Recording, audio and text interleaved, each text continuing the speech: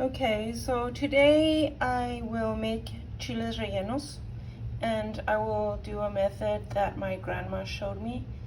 Like, you don't necessarily have to do all the chiles in one day. So one of the first steps to do is to have a container ready and a bag, and make sure you have a towel to cover your chiles. So after you toast them, you're gonna put them in here. So you have this ready before you start roasting them. You need one of these or whatever you have, that so you can be able to roast the chiles without having to burn your fingers. So first of all, what we need to do is that, after you wash them and rinse them, you put them on the stove directly on the fire. Okay, so you let them there toasting for a while, and you can start hearing them sizzle and pop, and it's perfectly normal. Just gotta be around there. You can't just like leave them there and leave, because they will easily burn, and if they burn, the skin will be attached to the chile, and it's gonna be harder. It's gonna tear easily, so you gotta be careful not to overly toast these things, these chiles. So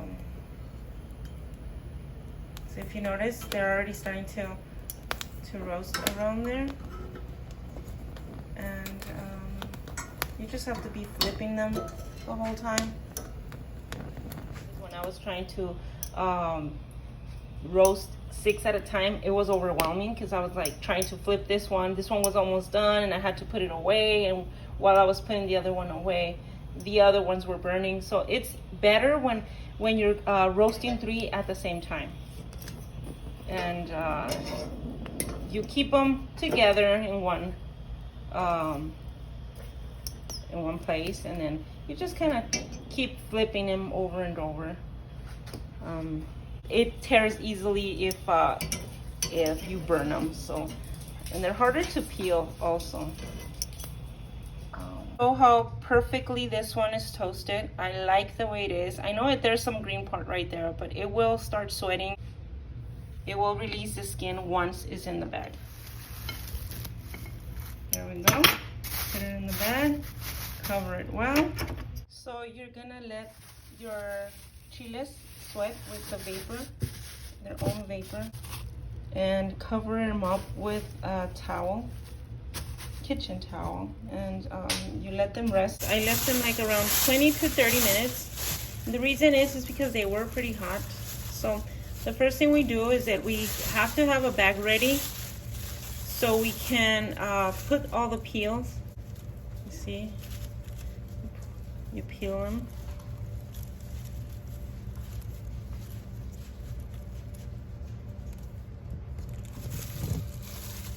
So let's see. So after you peel them, you see how nicely, when you don't burn them, you see how nice they just peel, and how complete they look. They're not thinned out. So we just put them on the side. That's why it's easier, or that's why it's better to toast 3 at a time, so that you don't overly get them like this. But if you notice, look, this one already has a tear there and a tear there. And it's okay, because you can still make them. They still, but you know, if you notice the difference between this one and this one's gonna be easier to stuff than this one, because this one, you're gonna see later how it's a little bit harder. But it's still, you can still work with it. But if you notice, look at how easy this one peels. Like, you don't have to overly toast it in order for, you know, you just have to toast it a little bit, you know. And I like I'm glad I got to burn some, just so I can show you the difference. I'm not making these today, I'm making them another day. But today I'm just getting them ready. You see, after I toasted them, I started doing other things that I had to do in the house. And I took a little break from it. And then I came back to this. Okay, it took me like maybe 30 minutes. You don't want to leave them there all day. Like seriously, you don't want to leave them more than an hour, because then later they start getting like soggy or something, and you know, you don't want to overdo that. So you see how easy they peel when they're toasted right.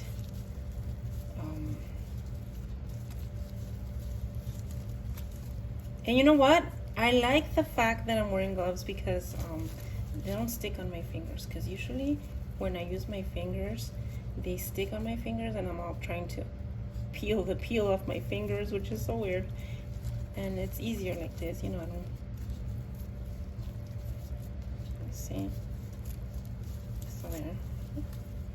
It's about fine. Do you see that? Let me try another one. Most of them came out fine. I'm glad, because they're harder to work. I don't like working with chiles that are torn, and it's harder to stuff them and everything. So, and also when you're frying them, it's harder to keep the cheese inside together. So then they're peeled, and you throw your bag away.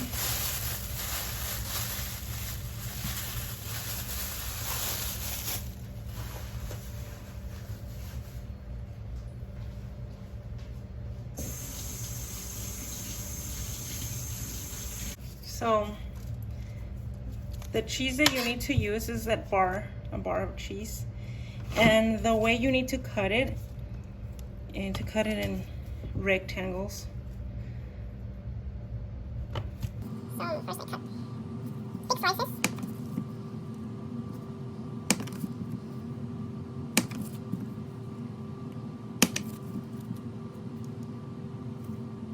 Okay, and then when you're done cutting these, just cut about, see, 1 rectangle.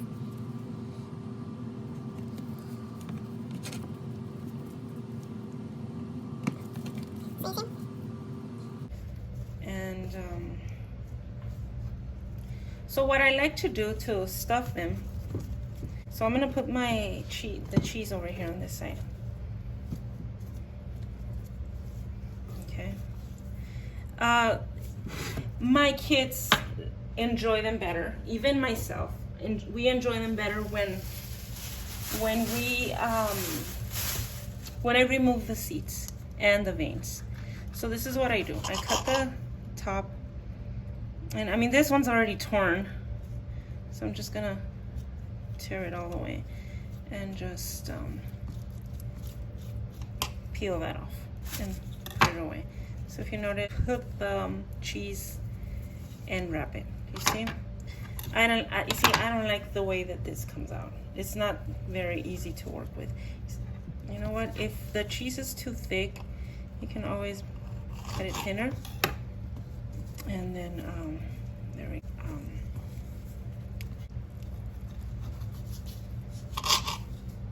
You know what? There's another way. I think my grandma, the way she does it too, is I'll show you right now. Let me just stuff this one.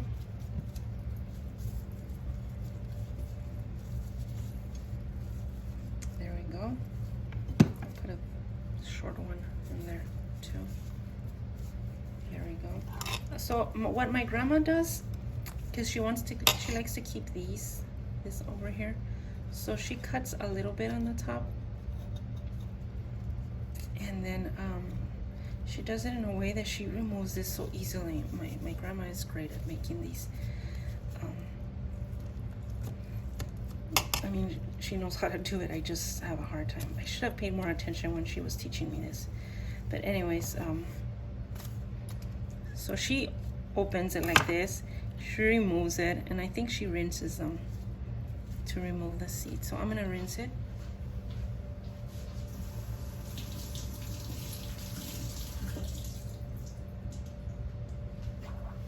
So I just put it in water, and if you notice, the seeds came off easily. So you know what, I like this method. And let me cut the cheese a bit thinner, because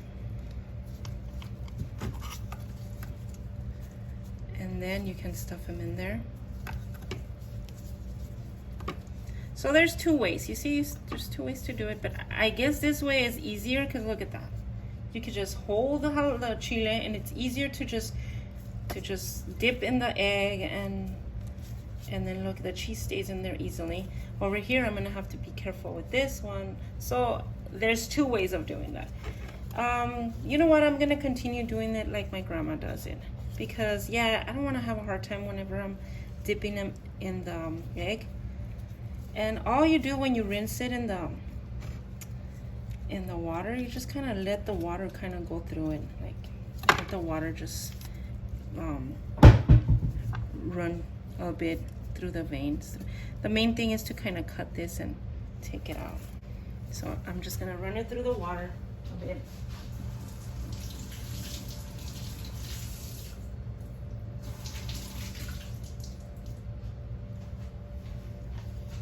And look, all I did is just run it a little bit through the water, and look at how nice it came out. So yeah, I think grandma's style is better. And look, oh yeah, I like this. I like this way much better. See, this is how some people just cut it all the way through, and it's, yeah, well, you just put the thing, but it's kind of still harder. I like the little slit on top. Oh wow, yeah, this is not the best. And yeah, it's faster to stuff them when you just cut the whole thing. It is faster because you don't have to be rinsing it. You just kind of pull it all out. So I'm just gonna show another one of the other ones. You just cut it, and then you kind of just pull it all out. So it is easier like this. So you choose whatever you want to do, you know. This goes by faster. You don't have to rinse anything, and you just stuff it. There we go. Do you see that? I like it this way because it won't tear on me. So, you see? It's just like that. They do tear sometimes, I mean, but let's do this one. Let's do it the other way. There's two different ways, so. You notice, I like that I don't have to go and rinse them. It's easier like this, you know. It's just pull it all out. Okay, and then you just put the cheese in there.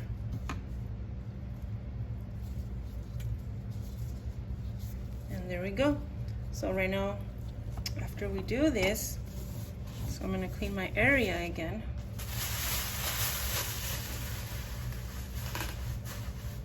Get some foil paper. Now you can use foil paper, or you can put them directly inside a Ziploc bag. But this is how my grandma does, and she freezes them 3 at a time.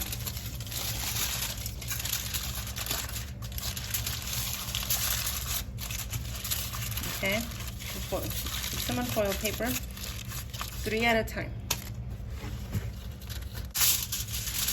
Okay, 1. So you see, the reason why we're freezing them, it's so you can come back to them later. Unfreeze it, unfreeze as you want to cook. Like for example, if you have a small family, you might just want to take 1 pack of 3 and everybody eats 1. There we go, 1. There's like no perfect way to do this, but there we go. You just put them in the center and then wrap it.